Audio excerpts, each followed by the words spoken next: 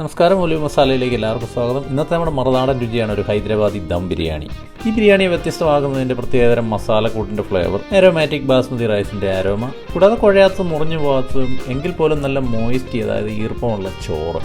കുക്കിങ്ങിലേക്ക് കിടക്കാം. Chicken marinate ചെയ്യാനായിട്ട് fried onion, മഞ്ഞൾപ്പൊടി, മുളക് പൊടി, മല്ലിപ്പൊടി, ജീരകപ്പൊടി, പിന്നെ നമ്മളിവിടെ പ്രത്യേകം തയ്യാറാക്കിയ ഗരം മസാല, ഉപ്പ്, പച്ചമുളക്, ലൈം ജ്യൂസ്, പിന്നെ ഇത് ഓപ്ഷനിലാണ് അല്പം ടൊമാറ്റോ കെച്ചപ്പ്, തൈര്, അരിഞ്ഞെടുത്ത മല്ലിയിലയും പുതിനയിലയും, 2-3 സ്പൂൺ നെയ്യ്. ഹൈദരാബാദി ബിരിയാണിയുടെ ഗരം മസാല നാട്ടിൽ ഉപയോഗിക്കുന്ന ഗരം മസാല കഴിഞ്ഞൊരു കുറച്ച് വ്യത്യാസമുണ്ട്. മെയിനായിട്ട് അതിൻ്റെ കൂടെ ഈ ബ്ലാക്ക് കാർഡമം, അതായത് ഈ കറുത്ത വലിയ ഏലക്കായും കൂടി ചേരുന്നുണ്ട്.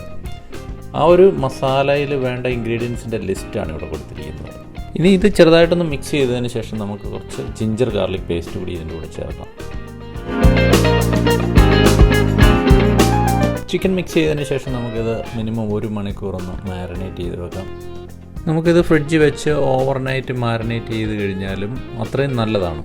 ധാരാളം വെള്ളത്തിൽ വേണം നമുക്ക് അരി കുതിർത്ത് വെക്കാൻ. വെള്ളം നന്നായി കുറഞ്ഞു പോയി കഴിഞ്ഞാൽ ഈ അരി കുതിർന്ന് ജാമായിട്ട് ഇതിൻ്റെ അടിയിലേക്കുള്ള അരിയുടെ മുകളിൽ വെയിറ്റ് വന്ന് അത് മുഴുവനും വീണ്ടും ഉടഞ്ഞു പോകാൻ സാധ്യത കൂടുതലാണ്. സാധാരണ ഈ അരി ഒരു 20 മിനിറ്റ് വെള്ളത്തിലിട്ട് വെച്ചാൽ മതി. ഞാനിന്നിവിടെ ചെയ്യാൻ പോകുന്നത് ഒരു 1 മണിക്കൂർ ഈ വെള്ളത്തിൽ തന്നെ വെച്ചുകൊണ്ട് ഞാൻ ഫ്രിഡ്ജിൽ സൂക്ഷിക്കാൻ പോവാണ്. അങ്ങനെ ചെയ്യുന്നതുകൊണ്ട് നമുക്ക് ഈ അരി മുറിഞ്ഞു പോകാനുള്ള സാധ്യത വളരെ കുറഞ്ഞ് കിട്ടും.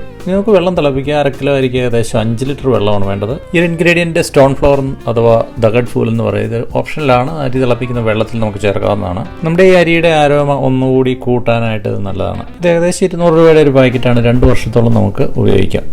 ഇത് കൂടാതെ നമുക്ക് വെള്ളത്തിലേക്ക് ഉപ്പ്, അല്പം ഒരു സോൾട്ടി വാട്ടർ ആയിരിക്കണം വെള്ളം. കൂടാതെ 2-3 ഏലക്ക, അല്പം നെയ്യ് ഒഴിക്കാം. ഇനി നമുക്ക് വെള്ളത്തിലേക്ക് ചോറിട്ട് തിളപ്പിക്കാം. ഇതുപോലെ ഒരു മിനിമം രീതിയിൽ നമ്മൾ ഈ ചോറ് തിളയ്ക്കാൻ അനുവദിക്കാവുള്ളൂ. കാരണം ഇത് വെട്ടിത്തിളച്ച് ഈ വെള്ളത്തിൻ്റെ അജിറ്റേഷൻ കൂടി കഴിഞ്ഞാലും നമ്മുടെ ഈ ചോറ് ചിലപ്പോൾ പൊട്ടിപ്പോകാൻ സാധ്യതയുണ്ട്.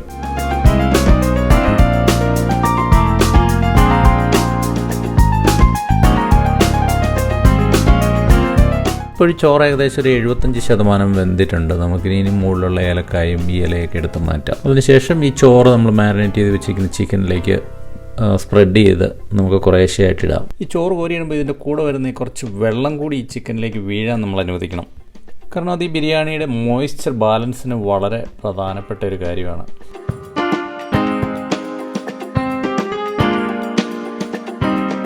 ചോറിന് മുകളിൽ മല്ലിയിലയും പുതിനയും കൂടി അരിഞ്ഞു വെച്ചിരിക്കുന്നത്, ഫ്രൈഡ് ഒനിയൻ, കുറച്ച് നെയ്യ്. ഇനി ബിരിയാണിക്ക് നല്ലൊരു കളർ കിട്ടാൻ വേണ്ടി ചൂട് പാലിൽ മിക്സ് ചെയ്ത് വെച്ചിരിക്കുന്ന സഫ്രോൺ. ഈ സഫ്രോൺ ഒരു ഓപ്ഷണൽ ഇൻഗ്രീഡിയൻ്റ് ആണ്. നമ്മുടെ കയ്യിലില്ലെങ്കിൽ ഇത് ചേർക്കേണ്ട ആവശ്യമില്ല. നമ്മുടെ പാത്രം സീൽ ചെയ്യാനായിട്ട് ഇവിടെ മാവ് കുഴച്ച് വെച്ചിട്ടുണ്ട്. നമുക്കൊന്ന് ടൈറ്റായിട്ട് അടച്ച ശേഷം ആവശ്യമെങ്കിൽ അതിന് മുകളിലേക്ക് കുറച്ച് വെയിറ്റും കൂടി എടുത്ത് വെക്കാം. ഞാനിവിടെ ഒരു ദോശക്കല്ലാണ് എടുത്ത് വെക്കുന്നത്. നമ്മൾ ഈ ബിരിയാണി ഏകദേശം മീഡിയം ഫ്ലെയിമിൽ ഒരു 10 മിനിറ്റ് കുക്ക് ചെയ്യുന്നുണ്ട്. അതിനുശേഷം ഇത് സ്ലോ ഫ്ലെയിമിൽ വെച്ച് ഒരു 12 മുതൽ 14 മിനിറ്റ് വരെ, അതും കഴിഞ്ഞ് ഒരു അരമണിക്കൂർ ഈ തീ ഓഫ് ചെയ്ത് നമ്മൾ വെറുതെ അങ്ങനെ തന്നെ ഈ ബിരിയാണി വെച്ചേക്കണം. ഇനി നമുക്കിതൊന്ന് തുറന്ന് നോക്കാം. നമുക്ക് നാച്ചുറലായിട്ട് തന്നെ ഈ ബിരിയാണി അരിയുടെ ആ സുഗന്ധം, അതായത് ഈ അരോമ വേണമെങ്കിൽ ഈ അരി കുറച്ച് ഏജ്ഡ് ആയിരിക്കണം, പഴകിയ അരി ആയിരിക്കണം. നമുക്കറിയാം, നമുക്ക് പഴകിയ ബിരിയാണി അരി കിട്ടാൻ ബുദ്ധിമുട്ടാണ്. അതുകൊണ്ട് അങ്ങനെ ഒരു അരോമ ആഡ് ചെയ്യാനായിട്ടാണ് നമ്മൾ ഈ ഒരു ഇൻഗ്രീഡിയൻറ്റ് ഉപയോഗിക്കുന്നത്. ഇതിന് പറയുന്നത് കേവ്ര വാട്ടർ, ഇംഗ്ലീഷിൽ ഇതിനെ പാൻഡൻ ലീഫ് എക്സ്ട്രാക്റ്റ് എന്ന് പറയും. ഇത് ഈ റൈസ് കുക്ക് ചെയ്തതിന് ശേഷം നമ്മളൊരു 5-6 ഡ്രോപ്പ്, അധികം ഒഴിക്കരുത്, അത്ര ഒഴിച്ചു കൊടുത്തു കഴിഞ്ഞാൽ ഈ ചോറിന് ഈ റൈസ് നല്ലൊരു അരോമാറ്റിക് റൈസായി മാറും. ഈ ബിരിയാണിയിൽ ഈ ഒരു ഇൻഗ്രീഡിയൻറ്റും ഓപ്ഷനിലാണ്. ഞാനിതിൻ്റെ ഓപ്ഷൻ തന്നെന്ന് മാത്രമേ ഉള്ളൂ. നമ്മളിത് ഉപയോഗിച്ചില്ലെങ്കിലും കുഴപ്പമില്ല. ചിലർ ഇതിലേക്ക് റോസ് വാട്ടർ ഉപയോഗിക്കാറുണ്ട്. നമ്മുടെ ബിരിയാണി ഇവിടെ തയ്യാറായി കഴിഞ്ഞു.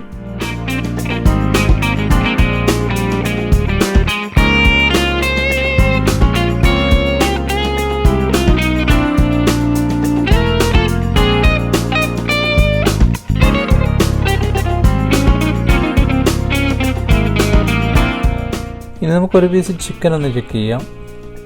അത് നല്ല സോഫ്റ്റ് ആൻഡ് ടെൻഡർ ലുക്കാണ്, നന്നായിട്ട് വെന്തിട്ടുണ്ട്. ഞാനിവിടെ അടുത്ത പീസ് ചിക്കനും കൂടി എടുത്തിട്ടുണ്ട്. ചിക്കൻ ലെഗ് നല്ലപോലെ ക്യാരമലൈസ് ചെയ്ത് വന്നിട്ടുണ്ട്, നല്ല ബ്രൗൺ ആയിട്ടുണ്ട്, നല്ല പഞ്ഞി പോലെയാണ് ഇരിക്കുന്നത്. അതുപോലെ തന്നെ വളരെ ജ്യൂസിയും. ദം പൊട്ടിച്ചു കഴിഞ്ഞപ്പോൾ നമ്മുടെ ചോറൊക്കെ നല്ല നീളത്തിലും ഭംഗിയിലുമാണ് ഇരിക്കുന്നത്. പിന്നെ ഇത് കാണാൻ നല്ല മോയിസ്റ്റിയാണ്, അതായത് നല്ല ഈർപ്പമുണ്ട് ഇതിന്. നമുക്കിനി ഇത് അല്പം രായത്തയുടെ കൂടെ എൻജോയ് ചെയ്യാം.